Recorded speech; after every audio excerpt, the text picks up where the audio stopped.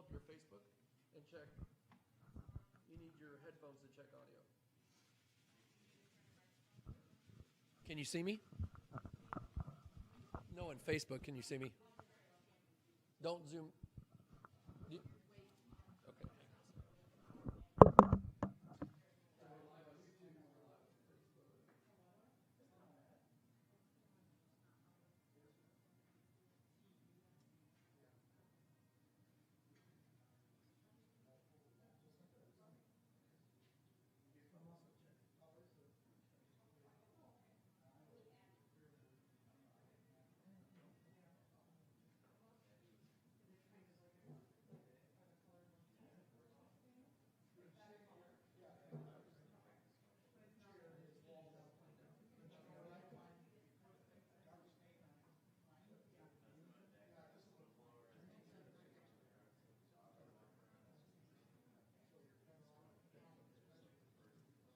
See if there's any comments when we. I think I can pull this up and do this. Okay, microphone. That's yours. Yeah. Check, check, check. How do we sound? Check.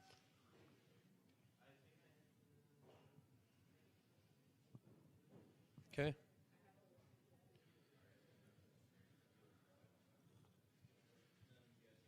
So is it actually playing? Is it working? Can you hear me through the phone is really the most important thing.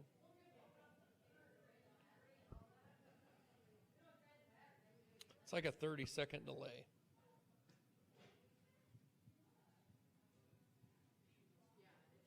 It's good? Oh, awesome. Looks good too. Maybe a little louder? Like this. How's that? Should we boost the volume? We gotta wait 30 seconds. I got it. She's got a live. Oh. Is this okay? How's this? Better? I think we're good. Yeah, but you can hear it through the streamer, right? You can't? There's no audio through the streamer.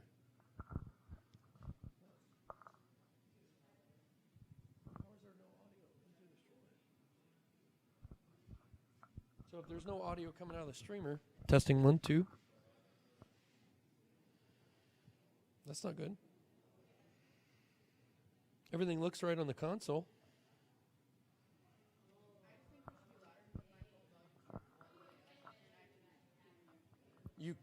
You can hear me though? But you can't hear me through. Yeah, but you can hear me through your headphone. I need to know if you can hear me or not.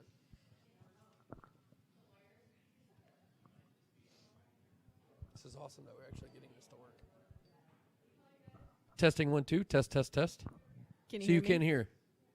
Okay. Testing 1, 2. Test, test, test.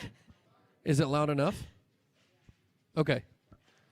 I just want to make sure I can save this on YouTube. So I'm going to pull up Facebook and do one more shout out.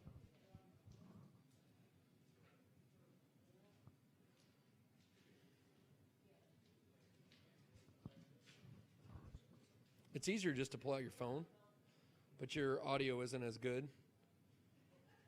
And you're kind of at the mercy of...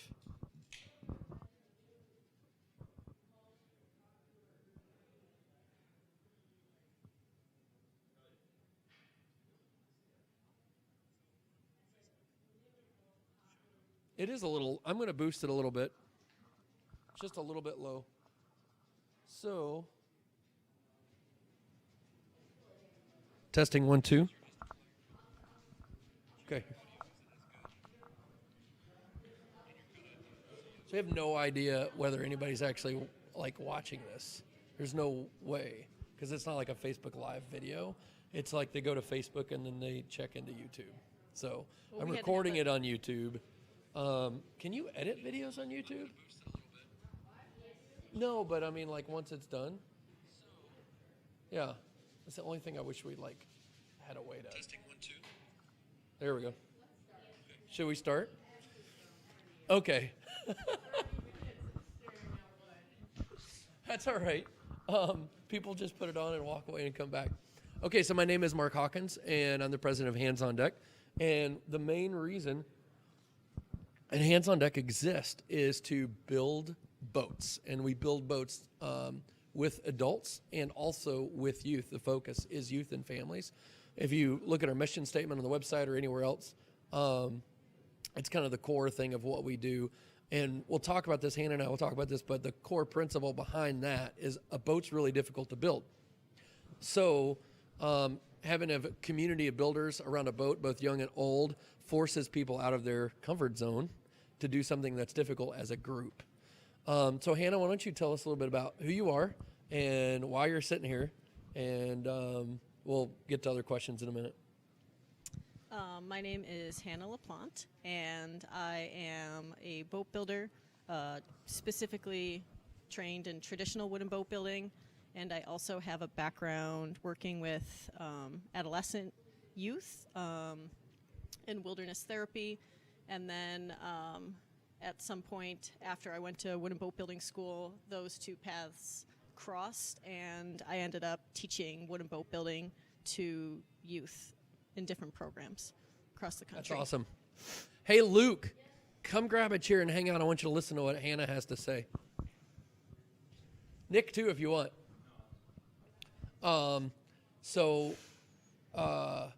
You were at Rocking the Boat. I was at Rocking the Boat. And you also have a little bit of experience with urban boat builders in Minnesota. Yep, that's Can you where tell I us? started. No, not like in the shot. You're a viewer. Oh, God. Yeah, just hang out over there. Okay. Your interview's later. That was Luke, our apprentice at Hands on Deck. We're happy to have him around, even when he walks through shots. It's awesome.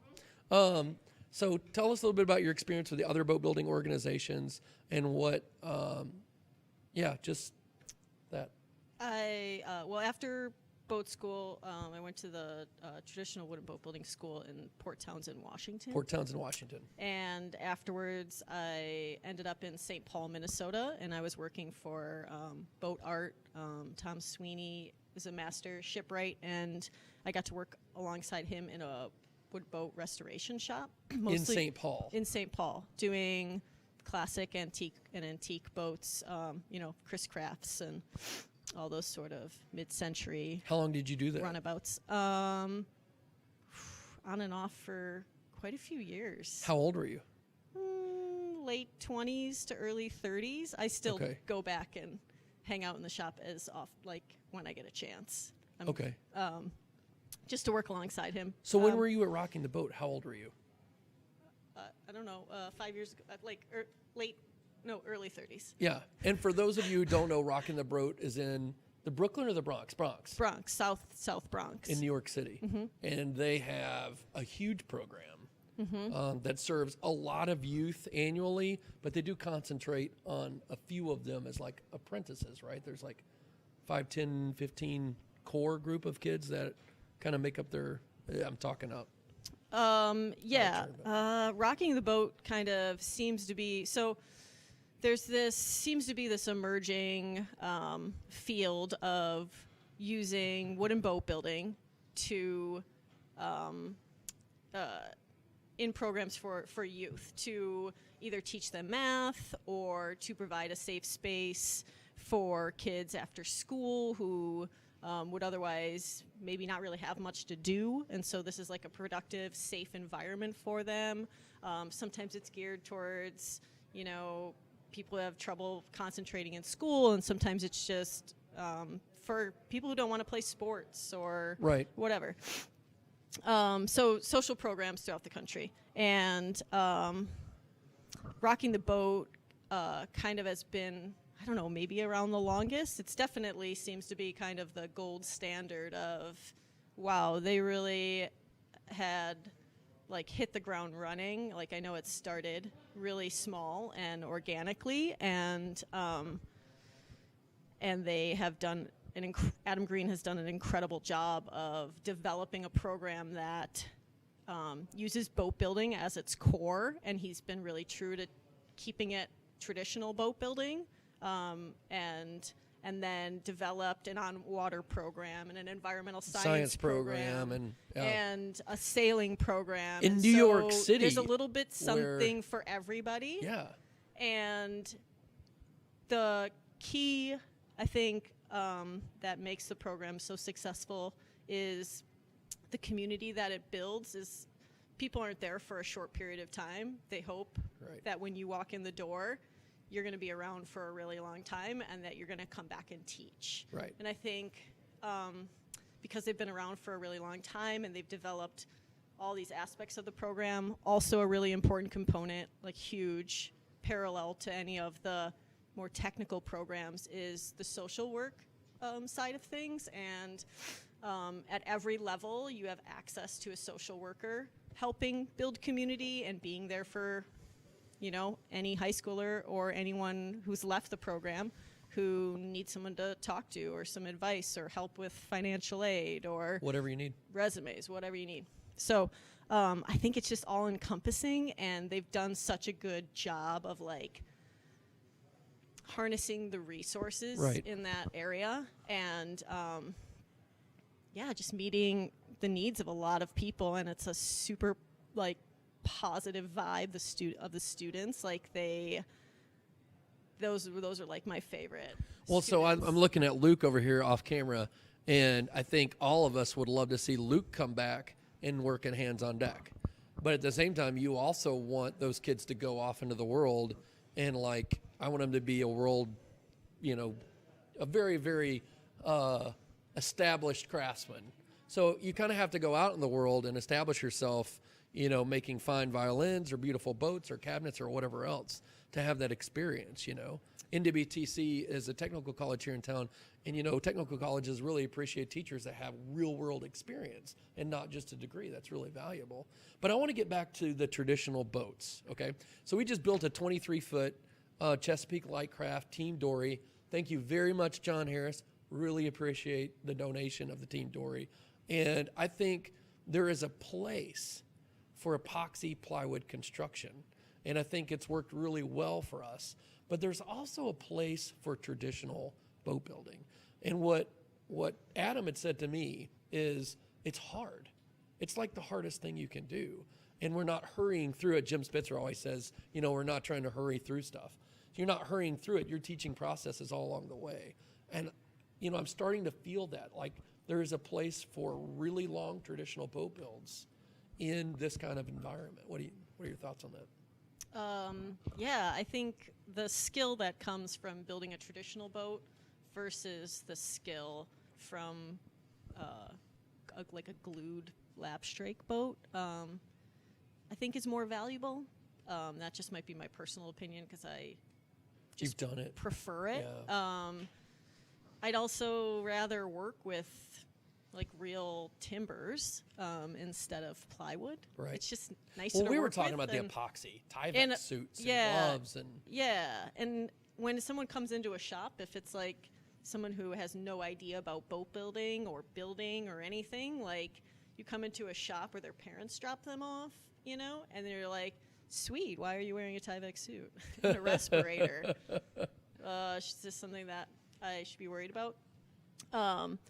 So I think the continual use of those products, they definitely have their place for a lot of things. But I think if you're just going to kind of teach kids and you want to really grab them and then give them the best, widest range of skills, right. Then I think traditional boat building is So if Hands on Deck ideal. decided to do a Harris-Schaff 12 or something like that, and it took us years to build it, and the board is going to say, well, we got to sell this boat to make back all this money that we spent years working on. How would you even begin to value that boat, and how long would it take you to sell it versus an epoxy plywood boat that you can make look beautiful? You can have it available in a month or 2 or 3 or 4 or 5 or 6 or 7 and get a return on investment. So I think that's a tough balance. I think Adam isn't focusing on the sale of those traditional wooden boats. No, because they're using them. So 'Cause they're he's using already them. He's already thought funded that the into program. Yep. And they're using them, and at the older kids, they're either like restoring different boats or maybe building like a And then commission or the something like restoration that. aspect of it. Right. But yeah, you know, even if you're gonna like, there is some work in wood boat restoration, but Oh yeah. sure as heck pays off to know how a traditional boat goes together instead of these two pieces of plywood just like magically notch in because the CNC machine. No, don't bust Clint Chase because we love Clint Chase. I don't know him, but, you know, I've also worked with CNC machines so I was on a plywood epoxy build that, in my opinion, was... Are we talking about the St. Isles or different? Different. Different, okay. That was like way too complicated, as would a Herreshoff be for a boat program. And that's something that, like a youth boat beginning project. A simple skiff, yeah. Yeah.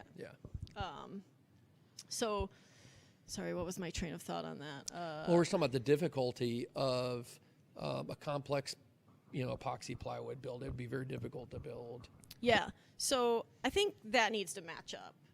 So it could be a little bit longer. You don't want it too long to lose interest for the kids even, but you also want it to be long enough that you don't feel rushed or that, like, the kids come in. This was something that kind of came up for me throughout different projects is I don't want the kids to come in and be like, whoa, cool, you put a bunch of planks on over the weekend at the end of the build because they needed to get done.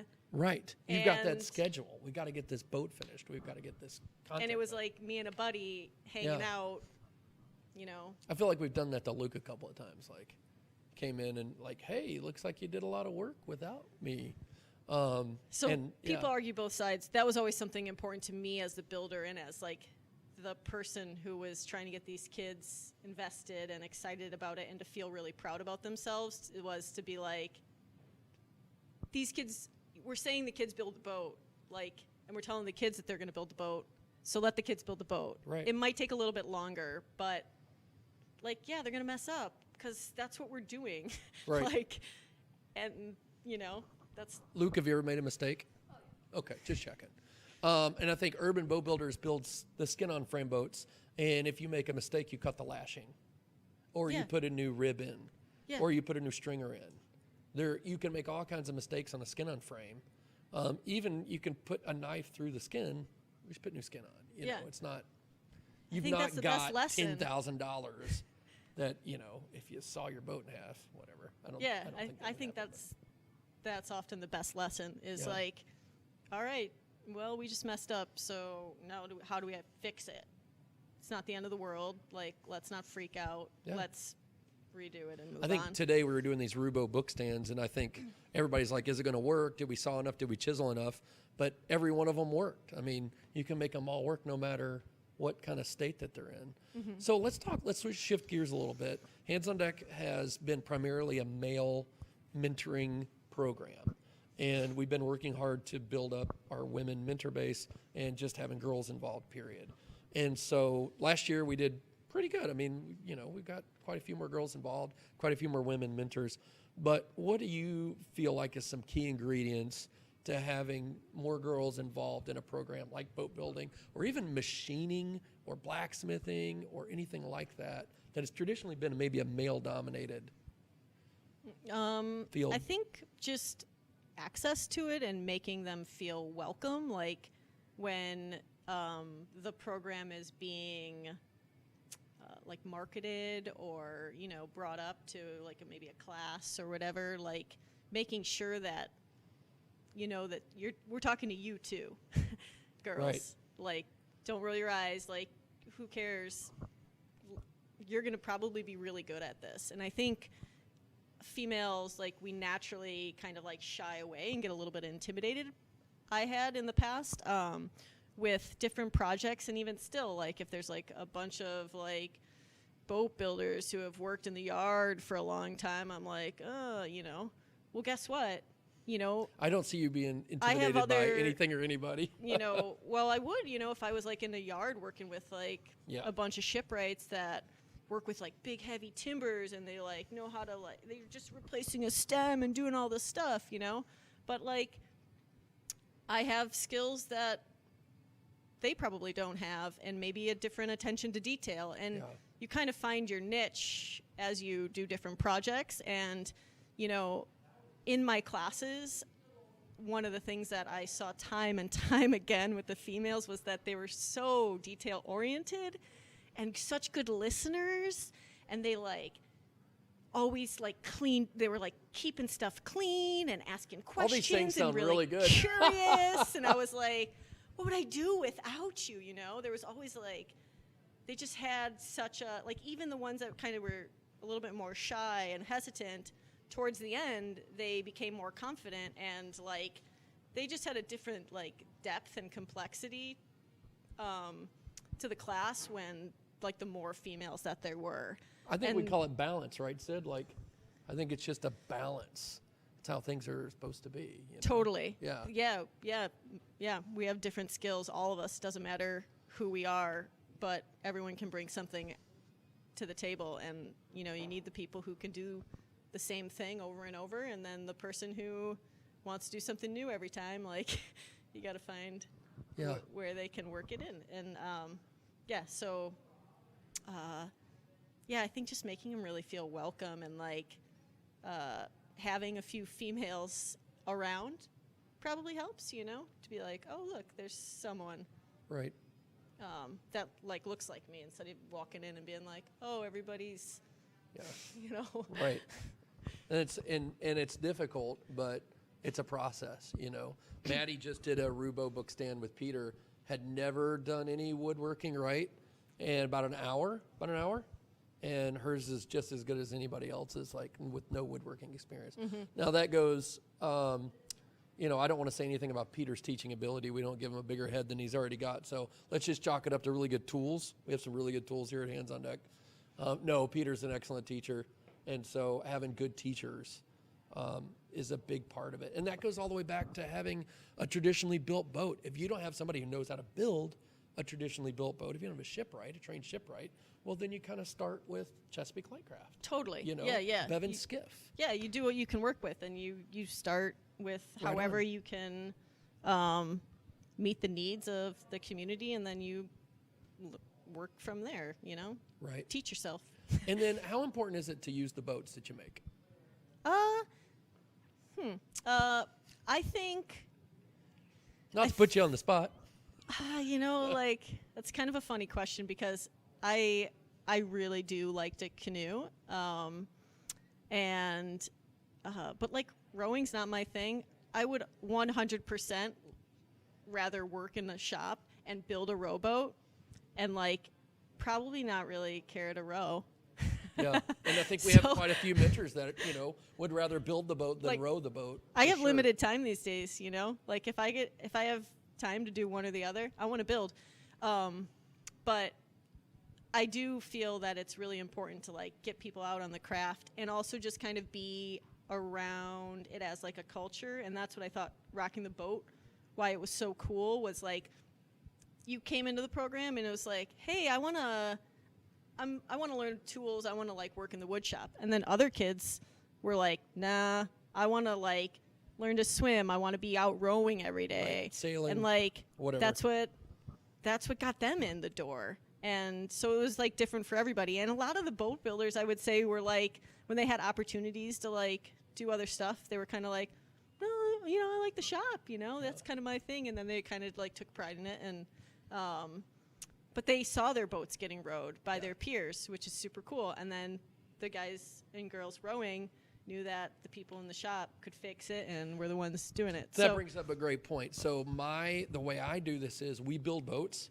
and I destroy them. And then that gives more work for the people in the shop, right? So I've put holes in boats. I've had boats come off the top of vehicles, however many other ways that I've wrecked boats. It's amazing that I'm even allowed to transport anything that we built in this shop. Like, Luke is my supervisor now. It's like, got the straps, got the ropes. Is it locked down?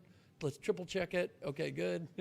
And you get the kids out on the water regularly. Well, we started a little bit last year, and I mean, I guess we've started for a while, but every year we've done a little bit more. And so this year we're taking a bigger bite of it. We're going to do a Monday night row. We're doing some summer camps. I really feel like, like if Luke's invested in a canoe, the 6-hour canoe, which is actually a 3-month canoe or an 8-month canoe, whatever you want to call it. But, if Luke's built this boat, he should get in it and see, is it stable? Is it not stable? Oh, yeah, absolutely. What's the right length paddle for me? All those different things. I think part absolutely. of experiencing that way, if he goes to build another one, maybe we should put 2 skegs in, or maybe we should, change the chine log or anything, any part of the boat, So making those modifications and informed improvements, or just trying. That's one of the things about skin on frame boats, because you can try different things. It's like, oh, let's build another one because it only takes 40 hours or 80 hours, whatever. Let's build another one and do this and change that. That is what I think urban boat builders in St. Paul, I think now maybe officially Minneapolis, what they have really capitalized on and done a really great job with. And I was there when they were almost going to shut the doors, and I came knocking into town, and I was like, hey, I want to work with kids and boat building, and went to traditional boat building school. I'm working at a restoration shop. And they're like, cool. Oh, ooh, we don't really have any work at the moment, but you also have all the skills that we need stay in touch. Work, so let's get your number. And Phil had gone to the boat school and stuff, and we clicked and stuff. So he was like, let me get your number. And within maybe a week or two, he was like, so we might be doing this building to teach thing, or they were just getting into that kind of stuff and trying to figure out different ways to, build revenue and kind of be just a little bit more relevant. I think that's where we're at. And so I was driving all the way around all over St. Paul and picking up stuff that Phil and the apprentices would prep for me, and I would pull in hot at Urban Boat Builders and load up tools and sticks hanging this out sounds the back. familiar. Sticks hanging out the back of my wagon, and I'd show up at the junior high, and that's I'd awesome. march in and be like, oh, what corner of the gym do you have me building in? And I would set up shop on some sawhorses, and we'd build for 6 weeks, maybe a couple days a week, or a lot of times there were after school programs, right. that had you in some little nook, some unused room. It sounds awesome though. It was just guerrilla boat building, and I really resonated with that, where it was you could just kind of roll up and build these things with just, sometimes I had 1 or 2 kids show up who, you're like, okay, we would just hang out. Happen. And I was like, you know what, this is great. Sometimes me and this one kid, we weren't even talking. I'd ask him questions. He clearly wasn't really that into it. So, but by the end of it, he warmed up, and we were talking a lot more. But it took a few weeks of just not a lot of conversation, just tying lashes and Probably shut my ringer off. But by the end of it, we were buddies, and it was great. Awesome. Yeah, there's always a difference at the end, no matter if it's 6 weeks or a year or whatever. There's I've always noticed that with Luke. There's always a difference at the end of them, any kid just being more comfortable with the tools and that's awesome. Willing to get in a boat, where at the beginning maybe they're like, no way, I'm never getting in a boat. Yeah. And then they're like, okay, it's just so cool I'll to get see in that. it. Yeah. Once you're invested in it, once you're invested in it. And even in a 6-week program for an after school program, we still brought them out to a lake at the end and got them in a canoe. Yeah. So even those short programs, even though it wasn't something that was built into the program, rocking the boat, they did what they could do for those short periods. And now they're big time. It's all good. It's awesome. Well, I mean, that's pretty much wraps it up for Hannah and I. You have any parting comments? No, I'm excited to see what happens here. Me too. Super exciting. And it's always changing, almost to a fault. Hannah and I were talking about this the other day, how Hands on Deck is we're trying to figure out what works, what the community wants, what classes. And so Nick Fiore is over there, and Nick's really into chairs and all kinds of different, like stake joinery and the greenwood movement mixed with the drywood movement. And so I'm really into that too. So trying to find time for those classes. And we've done wood burning, which I've never done before, but Peter introduced me to wood burning and just had a blast with that. I didn't know I enjoyed that, but it's actually a ton of fun. And that kind of translates into maybe the old way of doing coal roasting, where they would scribe with a knife and fill it with lamp black. And, so you have all these different things to be involved in. So finding something that you really enjoy, have qualified teachers to instruct in, and that sticks, and kind of sticking with it for a while. I think that's ties to kinda the what area key. is always kind of Right on. nice. Yeah. Well, anyway, thanks, Hannah, for joining with us. Talk a little bit of thank you. conversation. And if you have time, hop on a computer today and tomorrow till noon. We're part of Give Big Green Bay, and it's givebiggreenbay.org, and then you just type in Hands on Deck. And minimum donation is $10. And if I had all the donations or all the donors just give $10, but we had a ton of new people introduced to Hands on Deck, that would be great. And that's what we're looking for, is awareness of the organization, people to feel like they're a part of it. If you want to give 100, if you want to give 1,000, won't turn that down. But we're just looking for people to be invested in what we do. Thanks, guys. We'll talk to you later.